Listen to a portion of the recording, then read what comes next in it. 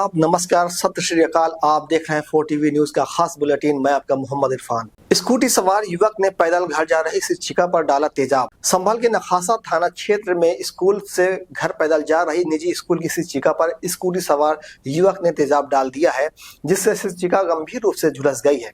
घर वालों ने आनन फानन में शिक्षिका को जिला अस्पताल में भर्ती कराया। हालत गंभीर होने पर शिक्षिका को हायर सेंटर रेफर कर दिया गया है। वहीं घटना की जानकारी मिलने पर एसपी ने मौके पर पहुंचकर जांच शुरू कर दी है। नाम वीरेंद्र कुमार है। कहाँ के रहने वाले हो? ग्राम शरीफपुर का रहने वाला हूँ। क्या घटनाक्रम हुआ है और जो उसके साथ हुआ है वो आपकी कौन है? वो मेरी भतीजी है और वो BL पब्लिक स्कूल दयापा में पढ़ाती हैं और वहाँ से लौटते हुए उनके साथ ये घटना हुई है। उनके ऊपर तेजाब गिर दिया गया है और कोई व्यक्ति थे बुजुर्ग, उन्होंने देखा कि लड़की यहाँ पर तड़प रही है, तेजाब गिरा हुआ है, तो वो उनको घर तक लेके आए हैं। और उसके बाद में इनका फिर इनको मैंने पुलिस को फ़ोन किया। पुलिस को फ़ोन करने के बाद फिर यहाँ लेके आए। कोई पुराना मामला, कोई पुराना झगड़ा? कोई झगड़ा नहीं किसी तरह का भी। किसी ने देखा हो कितने लोग थे, क्या था? अभी मेरी इतनी किसी से बात ही नहीं हुई है ना, क्योंकि मैं भी जैसे तेजाब गिरा मैंने पुलिस को फ़ोन किया, गाड़ी में रखा और मैं यहाँ लेके आ गया। इतना मेरा किसी से संपर्क नहीं हो पाया। किसी ने बताया हो कि एक आदमी था, दो थे, तीन थे, कुछ तो बताया होगा? नहीं ऐसा मतलब दो ये भी नहीं पता कितने आदमी थे, लेकिन एक तो जो ऑब्वियस बात है, अगर दो तो कम से कम होंगे, क्योंकि एक अगर ड्राइव कर रहा होगा तो दूसरा पीछे बैठा होगा। किस चीज़ से आए थे? स्कूटी से। और क्या लगाए हुए थे? घाटा लगाया हुआ? हेलमेट बता रहे हैं कि हेलमेट लगाया हुआ है। हाँ, पुलिस आ गई है? पुलिस तो आ गई थी। 100 नंबर को मैंने फ़ोन किया था, 108 नंबर पे पुलिस आ गई थी। फिर थाने की पुलिस शायद पहुंची है घर पे। तो ये स्कूल जाते हुए घटना हुई है? आते हुए वापस में घर पे आते हुए? हाँ। कौन से क्लास के बच्चों को पढ़ाती थी? शायद 6 तक का बच्चों को पढ़ा रहे, 6 7 तक। कितने भाई बहन हैं? 3 लड़कियाँ हैं बस। अभी इनके पिताजी कुछ समय पहले एक्सपायर हो गए थे। क्या नाम है पिताजी का? हाँ, वसुदेव। ये मदर का क्या नाम है? कविता देव। क्योंकि जो बहनें हैं दो, छोटी हैं बड़ी हैं? छोटी हैं वो। क्या नाम है उनके? एक कामनी नाम है और एक का नाम शिवांगी। ये उस वक्त अकेली थी उस वक्त? हाँ, अकेली थी। इसका क्या नाम? भावना। एक ये स्कूल से घर तक, घर से स्कूल तक कैसे आती जाती थी? मतलब छोड़ के आते थे हम लोग, कभी मतलब अपने पैदल भी आ जाते थे, कभी जो है हम छोड़ के आते थे। हमारे भतीजा है मेरा एक और लकी विश्वकर्मा, तो वही छोड़ के आता था। बच्चे और भी जाते हैं ना घर से पढ़ने के लिए। कितनी दूरी पे घर स्कूल है? होगा 3 किलोमीटर, 3-4 किलोमीटर तो होगा ही। अच्छा, 2 महीने बाद लड़की की शादी होने वाली थी इसकी? अभी डेट तो नहीं रखी है, बट हाँ शादी तो होने वाली है। कहाँ से रिश्ता तय हुआ है? ये मथना कहाँ पड़ता है? आसपास ही है, छोटा कम। आज दोपहर में 2:30 बजे के आसपास पुलिस को सूचना मिली कि थाना नखासा के देपा चौकी क्षेत्र में एक अध्यापिका है, स्कूल पढ़ाने जाती है। जब वो अपने घर वापस आ रही थी तो स्कूल से करीबन 4-5 किलोमीटर दूर उसके घर के पास में ही एक स्कूटी सवार व्यक्ति द्वारा उस पर कोई केमिकल सब्सटेंस है वो फेंक दिया गया। उसके बाद में उस महिला को यहाँ अस्पताल संभल लाया गया। उसका उपचार किया जा रहा है। डॉक्टर्स के द्वारा उसमें 20 से 25% है उसकी बॉडी पे बर्न बताए जा रहे हैं। जिन केमिकल सब्सटेंस की वजह से ये घटना हुई है उसको भी पुलिस के द्वारा फॉरेंसिक यूनिट को बुला के कस्टडी में लिया गया है। उसके साथ साथ मौके का मुआयना मेरे द्वारा किया गया है और प्रथम दृष्टया ये मामला है ये इनके किसी परिचित व्यक्ति द्वारा ही इन पर ये केमिकल सब्सटेंस है ये फेंका गया है। पुलिस के द्वारा उस व्यक्ति को चिन्हित कर लिया गया है और जल्दी उसको गिरफ्तार किया जाएगा और आगे की कार्रवाई होगी।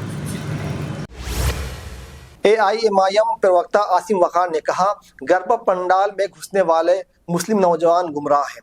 उन्होंने कहा कि गरबा आयोजक इनको रोके, इससे पहले ही इन नौजवानों के माँ बाप को रोक देना चाहिए। इस्लाम में नाचना, गाना, बजाना सब हराम है। आसिम वकार ने कहा कि इस्लाम कहता है कि जब आप किसी नामहरम औरत के सामने जाएं तो अपना सर और नजरें झुका लें। ऐसे मजहब से ताल्लुक रखने वाले नौजवान दूसरी बच्चियों और औरतों के साथ भला कैसे नाच सकते हैं। गरबा विवाद आजकल बहुत आगे बढ़ गया है। गरबा का आयोजन करने वाले लोगों का ये कहना है कि मुसलमान लड़के उनके पंडालों में घुस जाते हैं, इसलिए उन लड़कों को रोकने के लिए गरबा के आयोजक पंडालों के बाहर उन्होंने पूजा का इंतजाम किया है कि पहले पूजा कीजिए। कहीं कहीं तो कहा जा रहा है गौमूत्र छिड़का जाएगा, गौमूत्र पिलाया जाएगा, आधार चेक किया जाएगा कि मुसलमान लड़के पंडाल में ना जा पाएँ, गरबा में ना जा पाएँ। मैं उन तमाम लोगों से गुजारिश करता हूँ, मुसलमान माँ बाप से, कि इन आयोजकों के और हिंदू संगठनों के रोकने से पहले आप अपने बच्चों को रोकिए। क्यों जाते हैं? नाच गाना बजाना ना तो हमारे कल्चर का हिस्सा है और ना ही हमारा मज़हब इन सब की इजाज़त देता है। आप लोग ये जानते हैं कि इस्लाम एक बहुत सिंपल और सीधा साधा मज़हब है।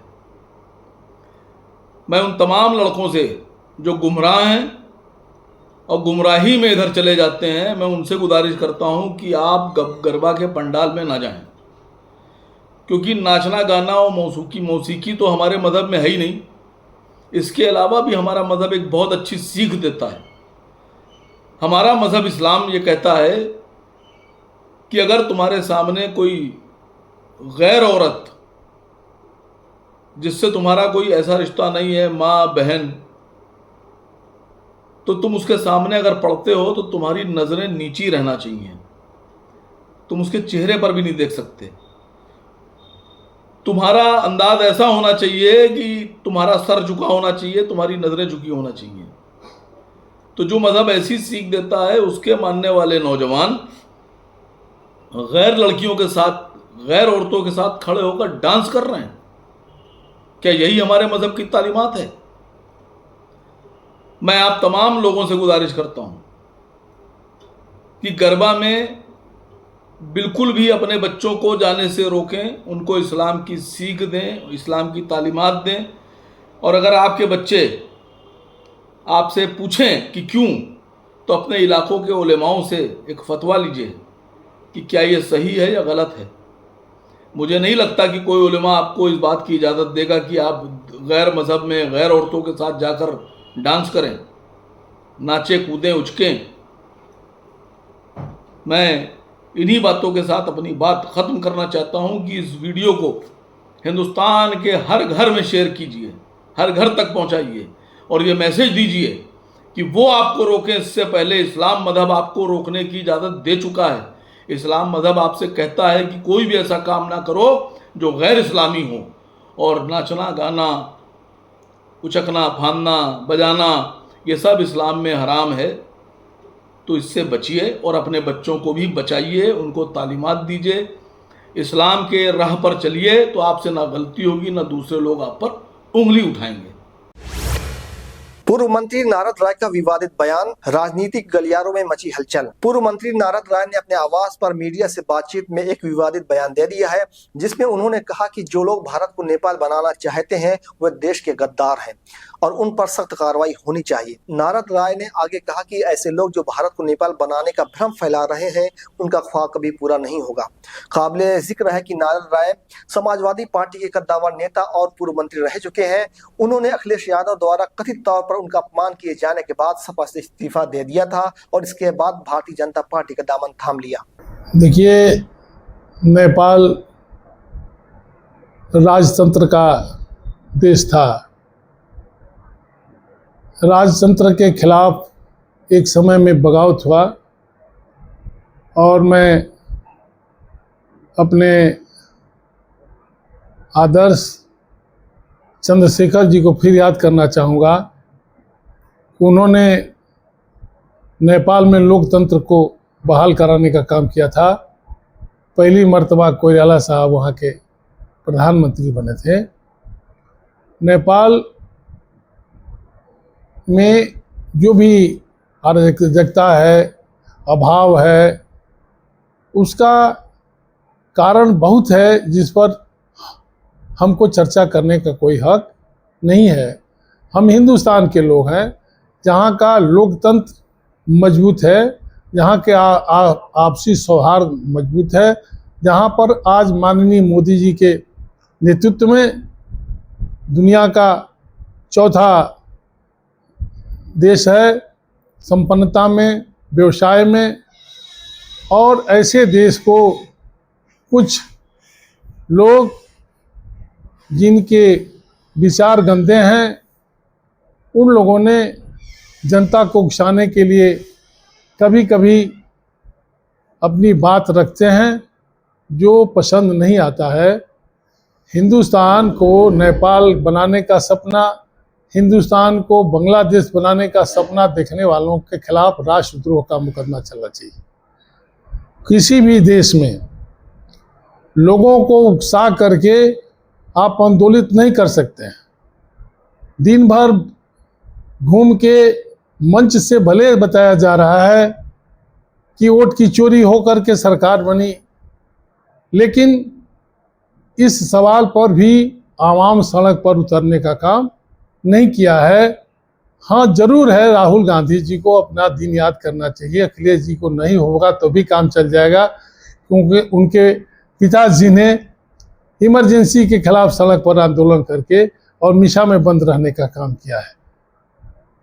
नेपाल की हालत हिंदुस्तान की तब हुई थी जब इंदिरा गांधी देश की प्रधानमंत्री थी और काला कानून थोपने का काम किया था। उस समय कोई नेतृत्व नहीं था। विद्यार्थी सड़क पर निकला, व्यापारी सड़क पर निकला, किसान सड़क पर निकला, क्योंकि देश को बचाना था। देश में इंदिरा गांधी जी ने काला कानून लागू करने का काम किया था। फिर देश पर आफत आई जब देश के प्रधानमंत्री माननीय राजीव गांधी जी थे और उन्होंने बहुत बड़ा घोटाला किया, जिसका उजागर वीपी सिंह ने किया। वीपी सिंह कोई हिंदुस्तान के अपने ज़माने के बहुत बड़े नेता नहीं थे। उस समय भी हमारे देश में बड़े बड़े नेता थे, लेकिन एक इशू लेकर के आए और इशू को जनता ने पकड़ लेने का काम किया। वोट चोरी का, वोट नाम कटने का इशू जनता के गले के नीचे उतरने वाला नहीं है। और इस इशू पर अगर कोई हिंदुस्तान को नेपाल बनाने की बात करता है तो मेरे जैसा साधारण आदमी यह मान के चलता है वो हिंदुस्तान का पक्षधर नहीं है, हिंदुस्तान के आवाम का पक्षधर नहीं है, बल्कि वह आदमी जो हिंदुस्तान में अराजकता फैलाना चाहता है उसके खिलाफ राष्ट्रद्रोह का मुकदमा चलना चाहिए। डिप्टी सीएम ब्रजेश पाठक ने कहा कि हमारी सरकार गाजीपुर को नंबर 1 बनाने के लिए प्रतिबद्ध और वचनबद्ध है। गाजीपुर पहुंचे यूपी के डिप्टी सीएम ब्रजेश पाठक ने कहा कि हमारी सरकार गाजीपुर को नंबर 1 बनाने के लिए प्रतिबद्ध है। गाजीपुर के विकास के लिए तमाम बड़े प्रोजेक्ट जारी हैं। उन्होंने कहा कि पीएम मोदी ने जीएसटी की दरों में भारी कटौती करवाई है। जीएसटी की दरों में भारी कटौती कर पीएम ने व्यापारियों और उपभोक्ताओं को बड़ी सौगात दी है। लोगों के इस्तेमाल की तमाम चीजों पर जीएसटी शून्य कर दी गई है। इस दौरान आजम खां की रिहाई पर ब्रजेश पाठक ने कहा कि हम न्यायालय के आदेश का सम्मान करते हैं। ब्रजेश पाठक ने भारत पाक मैच के सवाल पर कहा कि पाकिस्तान खेल में भी दुश्मनों की तरह व्यवहार करता है, जबकि हमारे देश के खिलाड़ी खेल भावना से खेलते हैं और पाकिस्तान टीम को शिकस्त देते हैं। गाजीपुर जनपद मुख्यालय में भारतीय जनता पार्टी के कार्यालय में जनप्रतिनिधियों के साथ, कोर कमेटी के साथ और अपने सभी कार्यकर्ताओं के साथ बैठक संपन्न हो रही है। केंद्र और प्रदेश की सभी योजनाओं की आज समीक्षा भी होगी, जो जिला कलेक्ट्रेट में होगी। इसके अलावा केंद्र और प्रदेश की जो हमारी योजनाएं चल रही हैं उनका स्थलीय निरीक्षण भी आज संपन्न हुआ है। हमारी सरकार के एजेंडे में गाजीपुर जनपद को डेवलपमेंट के मोर्चे पर नंबर 1 पर लाने के लिए लगातार हम प्रतिबद्धता के साथ काम कर रहे हैं। ढेर सारे प्रोजेक्ट अभी ऑनगोइंग हैं और पूरे हो चुके हैं। हर स्थिति में हम गाजीपुर जनपद को नंबर 1 पर लाने के लिए हमारी सरकार प्रतिबद्धता के साथ काम कर रही है। माननीय प्रधानमंत्री नरेंद्र मोदी जी ने जीएसटी की दरों में जिस ढंग से भारी कटौती कराते हुए देश की जनता को, व्यापारियों को, उपभोक्ताओं को एक बड़ी सौगात देने का काम किया है। कल से हम सब कार्यकर्ता पूरे प्रदेश में व्यापारी भाइयों से संपर्क करके, उपभोक्ताओं से संपर्क करके उनको जीएसटी में जो दरें कम हुई उनका जानकारी भी दे रहे हैं। उपभोक्ताओं को और व्यापारियों को बधाइयां भी दे रहे हैं। और मुझे कहने में प्रसन्नता है कि पूरे प्रदेश के व्यापारी समाज ने जीएसटी की जो दरें कम हुई है उसके लिए आदरणीय प्रधानमंत्री नरेंद्र मोदी जी का बहुत बहुत आभार प्रकट किया है, अभिनंदन किया है। कई मामलों में जीएसटी की दरें शून्य हो गई हैं और कई मामलों में इतनी भारी कटौती हुई है कि जो बड़ी बड़ी गाड़ियां लोगों की पहुंच से दूर थी उसमें 1.5 लाख से अधिक की कटौती, कपड़े में दैनिक उपयोग में आने वाली वस्तुओं पर भारी कटौती हुई है, कई मामलों में तो जीरो हो गया है। तो मैं उत्तर प्रदेश की तरफ से, गाजीपुर की तरफ से आदरणीय प्रधानमंत्री नरेंद्र मोदी जी का हृदय की गहराइयों से बहुत बहुत अभिनंदन करता हूँ। मंत्री जी, आज जो है आजम खां जी जो जेल से रिहा हो रहे हैं, उसको लेकर क्या कहेंगे? देखिए, माननीय न्यायालय ने जो भी निर्णय लिया है हम उसका सम्मान करते हैं। हमारी प्रतिबद्धता उत्तर प्रदेश में अपराध और भ्रष्टाचार पर जीरो टॉलरेंस को लेकर के है। अदालत के माध्यम से अपराधियों को कड़ी से कड़ी सजा मिले, इसके लिए हम सब लोग, हमारी सरकार पैरवी करती है और जो भी माननीय न्यायालय निर्णय देती है हम सब उसका सम्मान करते हैं। अटकलें लगाई जा रही है कि बचपन हो जा सकते हैं? अभी इस बात की कोई जानकारी मुझे मिलेगी तो बताएंगे, अभी तो हमने अखबार में देखा नहीं है सर। मंत्री जी, भारत पाकिस्तान के मैच में पाकिस्तान के खिलाड़ी ने अर्धशतक बनाने के बाद गन फायर सेलिब्रेशन किया था। आप जानते हैं कि जो हमारे पड़ोसी देश हैं, खासकर पाकिस्तान की चर्चा करना चाहेंगे। पाकिस्तान इस प्रकार की हरकतें करता रहता है कि जैसे दुश्मन की बात व्यवहार करता है, और उनको पता नहीं है जो स्पोर्ट स्पिरिट होती है, इसमें हार जीत नहीं होती है। इसमें हम अपनी सोसाइटी को ऐसा संदेश देते हैं कि हमारे देश के खिलाड़ी दुनिया के पैमाने पर चमके। और मैं अपनी क्रिकेट टीम का बहुत बहुत अभिनंदन करता हूं, फुटबॉल टीम का अभिनंदन करता हूं और सभी खिलाड़ियों का अभिनंदन करता हूं। माननीय मोदी जी ने खेल और खिलाड़ियों को जो प्रमोशन दिया है, आज दुनिया के पैमाने पर भारतीय खेलों की, भारतीय खिलाड़ियों की चर्चा है। खेल का बजट लगभग 2 गुना से अधिक कर दिया गया है और हर ब्लॉक पर बड़े स्टेडियम बन रहे हैं और हर गांव में ग्रामीण स्टेडियम बनाए जा रहे हैं। आदरणीय प्रधानमंत्री नरेंद्र मोदी जी का मानना है, जब तक युवा खेल से नहीं जुड़ेगा तो एक तो शरीर अच्छा होता है, दूसरा हम पदक पाकर के अपने देश का भी नाम रोशन करते हैं। हम प्रदेश भर के सभी खिलाड़ियों का आह्वान करते हैं कि माननीय मोदी जी ने जिस ढंग से खेल और खिलाड़ियों को बढ़ावा दिया है, सब लोग जुटे और पाकिस्तान को हर खेल में हर खेल में हराने का काम करें। मंत्री जी, आई लव मोहम्मद शिकस्त देने का काम करें। आई लव मोहम्मद को लेके उत्तर प्रदेश और उत्तराखंड के साथ कई राज्यों में विरोध प्रदर्शन। देखिए, इस प्रकार की जो तुष्टीकरण की राजनीति विपक्षी दल लगातार कर रहे थे, उसका पर्दाफाश हो चुका है। हमारी सरकारें माननीय मोदी जी के नेतृत्व में सबका साथ, सबका विकास, सबके विश्वास के आधार पर जन जन को जोड़ करके एक भाईचारे का वातावरण पूरे देश में क्रिएट हो रहा है। सर, अखिलेश यादव को क्या कहेंगे? उनका यह कहना है भाजपा जाए सब खुशहाली आए। देखिए, अखिलेश यादव जी के पेट में भूख है सत्ता की, और उनके जो इंडी गठबंधन के नेता हैं उनके पेट में दर्द है सत्ता का, और ये दोनों राजकुमार सत्ता जाने से छटपटा रहे हैं। एक तो आप जानते हैं कि गांधी परिवार ने आजादी के बाद से कई दशक तक देश पर और प्रदेशों में शासन किया और इनको पता ही नहीं जमीनी हकीकत क्या है। अब जहां तक राहुल गांधी जी के परिवार के लोगों को जानते हैं, वो तो चिप्स से सोना बनाने की मशीन लगा रहे थे, और उनके जो पूर्व नेता रहे, उनके परिवार के लोग रहे हैं, वो चीनी की गुड़ की सीधा बुआई करा रहे थे। उनको पता नहीं था गन्ना पेरने के बाद रस निकलता, रस के बाद चीनी और गुड़ बनता है। लेकिन दूसरी तरीके से ये भी वही है, इनको भी सत्ता पारिवारिक विरासत के रूप में मिली है। इनको उत्तर प्रदेश की आम जनता की पीड़ा से कोई मतलब नहीं है। समाजवादी पार्टी जब जब सूबे में सत्ता में रही है, गुंडे, बदमाश, माफिया, लुच्चे, लफंगे सत्ता के संरक्षण में पनपे हैं, और समाजवादी पार्टी तो मैं कहता हूं सूप बोले तो बोले, चलनी का बोले, जिसमें 72 क्षेत्र। आप पूछिए, जब ये सत्ता में रहे, गुंडे, बदमाश, माफियाओं को प्रमोशन दिया है, और सैफई में बंबई से कलाकार बुला करके डांस कराने के सिवाय इनका कोई मतलब नहीं था। इनको प्रदेश की जनता से कोई मतलब नहीं। ये जाति आधारित पार्टियां हैं, परिवार आधारित पार्टियां हैं। पार्लियामेंट्री बोर्ड एक घर में रहता है, जब टिकट बंटते हैं तो एक घर के 6-6 लोग टिकट पाते हैं।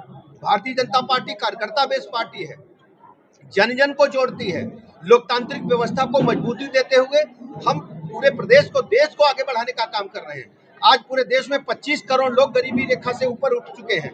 आज हम कह सकते हैं पूरे उत्तर प्रदेश में सर्वाधिक एक्सप्रेसवेज हमारे पास है।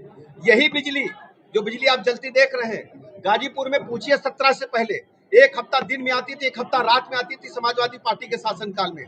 और हम कह सकते हैं कि गाजीपुर की सड़कों पर जिस ढंग से अराजकता और गुंडई थी, आज हम दावे के साथ कह सकते हैं कि ऑर्गेनाइज्ड क्रिमिनल्स, संगठित माफिया गिरोह समाप्त हो चुके हैं। हर तरह से प्रदेश आगे बढ़ रहा है, और प्रदेश की जनता, चाहे औद्योगिकीकरण का मामला हो, चाहे लॉ एंड ऑर्डर का मामला हो, डेवलपमेंट का मामला हो, भारतीय जनता पार्टी को, मोदी जी को, योगी जी को नंबर 1 पर रखती है। सर जातिगत जो रैलियां होती थी उस पर प्रतिबंध लग रहा है। देखिए, माननीय उच्च न्यायालय ने जो निर्णय दिया उसका हम सब सम्मान करते हैं, उस आधार पर हम आगे बढ़ेंगे।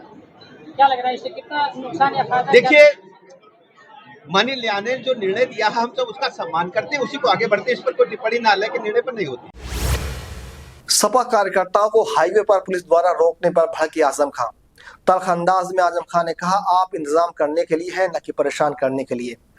सीतापुर जेल से छूटने के बाद आजम खान के ये तेवर आगे की कहानी बयां कर रहे हैं। आजम खान के घर के बाहर हजारों की तादाद में सपा कार्यकर्ता आजम खान की एक झलक पाने के लिए मौजूद रहे, जहां उनके पहुंचते ही शानदार तरीके से उनका खैर मकदम किया गया। मैं कह रहा हूँ लाखों की तादाद में देखो भीड़, ये किराए की भीड़ नहीं है, ये उनसे मोहब्बत करने वाली भीड़ है। और ये मोहब्बत ऐसी नहीं है, देखिए उनको दीदार करने के लिए कितने बच्चे, बूढ़े, जवान सब आए हैं।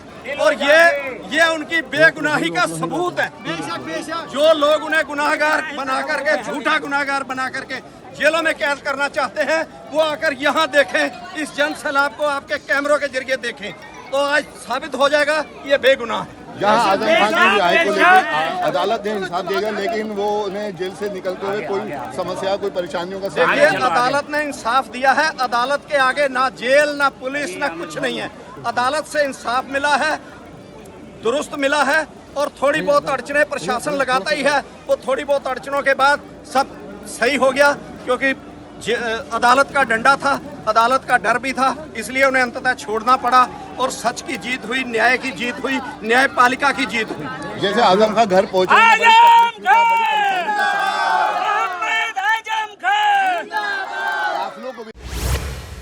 कानपुर देहात पहुंचे कैबिनेट मंत्री डॉक्टर सज्जन निषाद ने पत्रकारों से बातचीत में कहा कि केंद्र और राज्य सरकार व्यापारियों के हित में लगातार फैसले ले रही है। जीएसटी की दरों में छूट देकर व्यापारियों को राहत दी गई है। इसको लेकर भाजपा पूरे प्रदेश में जीएसटी उत्सव मना रही है। वहीं डॉक्टर निषाद ने कहा कि जीएसटी के सरलीकरण से छोटे व्यापारियों और उद्यमियों को बड़ा फायदा होगा। उन्होंने लोगों से हर घर स्वदेशी का आह्वान करते हुए स्वदेशी उत्पाद अपनाने की अपील भी की है। ये माननीय प्रधानमंत्री को धन्यवाद देना था, और ये जो नेक्स्ट जनरेशन जीएसटी रिफॉर्म का जो लाभ है जनता को, कि घटी जीएसटी मिला उपहार, और धन्यवाद मोदी सरकार उस कार्यक्रम में है कि पहली बार है कि जनता के इस लड़ाई ने सीधे जीत हासिल की है, और अर्थव्यवस्था अच्छी हुई है। हम 13 नंबर से चौथे नंबर पर आ गए, तीसरे पर जा रहे हैं।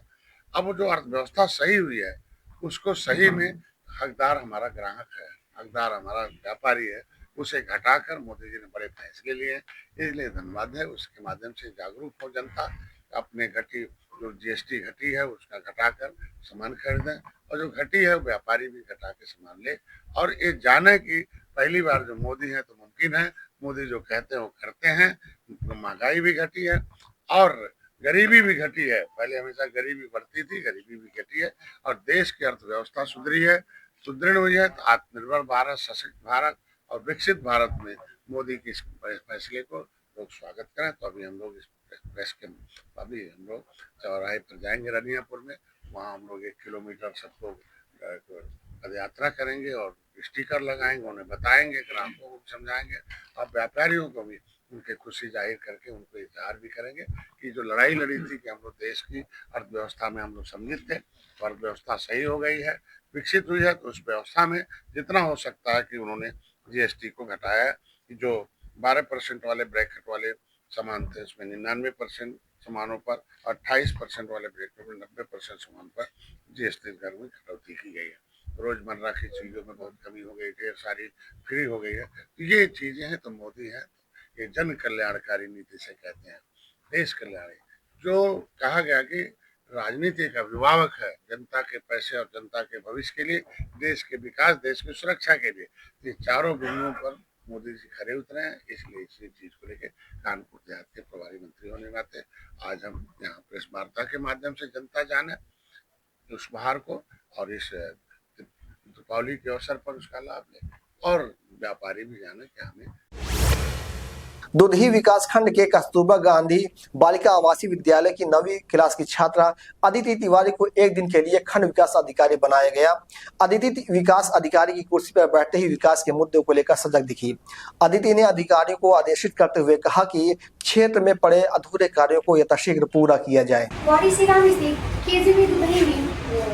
जो भी निर्माण कार्य बाधित है उसे तत्काल ही पूरा किया जाए।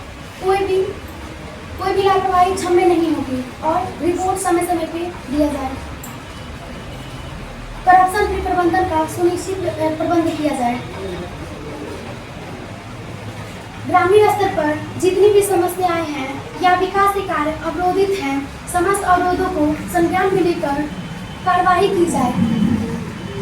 स्कूल में ड्रॉप आउट छात्रों की समस्या को सुलझाई जाए। गौरी श्री रामी पार्क की व्यवस्था सुनिश्चित करवाई जाए, जिससे ग्रामीण क्षेत्र की महिलाएं, लड़कियां एवं बच्चे उसका विराह कर सके एवं अपने उत्तम स्वास्थ्य का लाभ उठा सके।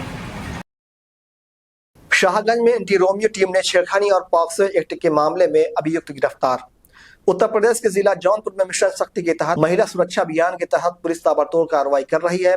इसी कड़ी में शाहगंज पुलिस टीम ने नाबालिग लड़की से छेड़छाड़ के आरोपी सुजीत कुमार को गिरफ्तार कर लिया है।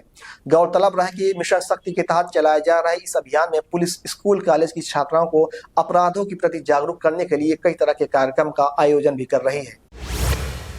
जवाहरपुरी स्थित सुनिधि पेट्रोल पंप पर उस समय अफरा तफरी मच गई जब पेट्रोल भराने पहुंचे पशु प्रेमी विकेंद्र शर्मा ने एक व्यक्ति को जमीन पर पड़ा देखा, जिसके सिर में कीड़े रेंग रहे थे। विकेंद्र शर्मा ने तुरंत 112 डायल कर पुलिस को सूचना दी और 108 पर एम्बुलेंस के लिए कॉल किया। सूचना पर 112 पुलिस मौके पर पहुंच गई, लेकिन एम्बुलेंस 1 घंटा तक नहीं आई। पशु प्रेमी विकेंद्र शर्मा ने कहा कि जहां हम एक बेजुबान जानवर को भी सड़ी हालत में सड़क पर नहीं छोड़ते, ये तो एक इंसान है, भले इन्हें कैसे तनहा छोड़ सकते हैं। मुरादाबाद के अगवानपुर नगर पंचायत के पूर्व अध्यक्ष इमरान मिल्की के खिलाफ कुछ दिन पहले मुस्तकीम ने मारपीट करने का मामला दर्ज कराया था। उसी केस में मुस्तकीम का कहना है कि वो आज मुरादाबाद कचहरी परिसर में कोर्ट में तारीख पर जा रहा था, तभी अचानक रास्ते में सपा नेता इमरान मिल्की व उसके सहयोगी ने रोककर मारपीट की। इमरान मिल्की पर गैंगस्टर की कार्रवाई भी की जा चुकी है। नाम मेरा मोहम्मद मुस्तकीम है। मुस्तकीम भाई, किसने मारपीट की, कौन सी जगह? मेरे साथ जो मारपीट की है वो इमरान मिल्की ने और मिक्की कुरैशी। कौन है ये अगवानपुर के मिक्की कुरैशी जो है कि एक मुकदमा लिखवा रखा है मैंने 933/21 307 का, जिसने मेरे पर जानलेवा हमला किया था गोली से। तो उसमें आज गवाही थी, आज 24 तारीख में ADJ 3 में। तो मैं ADJ 3 आया था पापा को लेके गवाही कराने के लिए। तो उस दौर में ये मैं जीने पे चढ़ रहा था क्योंकि ऊपर है वो ADJ 3। तो ये मिक्की और ये आए और बोले कि तो अब फिर आपके फिर आ गया, और इन्होंने आते समय मेरा हाथापाई शुरू कर दिया। बोले कि तू मानेगा नहीं, और मुझे बहुत बुरी तरह से मारने लगे। मेरे इस कान से सुनाई भी नहीं आ रही। कचहरी परिसर में ADJ 3 के जीने पे। पीछे क्या मारा आपके? पीछे इन्होंने, इनके हाथ में कुछ धारदार कुछ चीज़ें थी जिससे मतलब इन्होंने मैंने मारा है। वो मैंने देख नहीं पाया, डंडे थे या कोई और कोई चीज़ थी। कितने लोग थे? ये 3-4 लोग थे, जिनमें 2 को तो मैं जानता हूँ। क्या करता है इमरान? ये पूर्व चेयरमैन का पुत्र रह चुका है, जो पूर्व चेयरमैन थी उनका पुत्र है। और अभी ये गुंडा एक्ट में भी एक इनामी बदमाश भी रह चुका है, और वह है अभी भी, और फ्रॉड करता है लोगों के साथ में। 420 का दुनिया भर के सारे काम इनने कर रखे हैं। और मेरे साथ भी ने 420 का खेल किया था, जो 60 लाख रुपए का इसने गमन किया था। क्या कोई कंप्लेंट की आपने? आज मैंने कंप्लेंट की है थाना सिविल लाइन में। क्या चाहते हैं आप? मैं चाहता हूँ कानूनी कार्रवाई हो, कड़ी से कड़ी, और गिरफ्तार हो और सजा मिलनी चाहिए।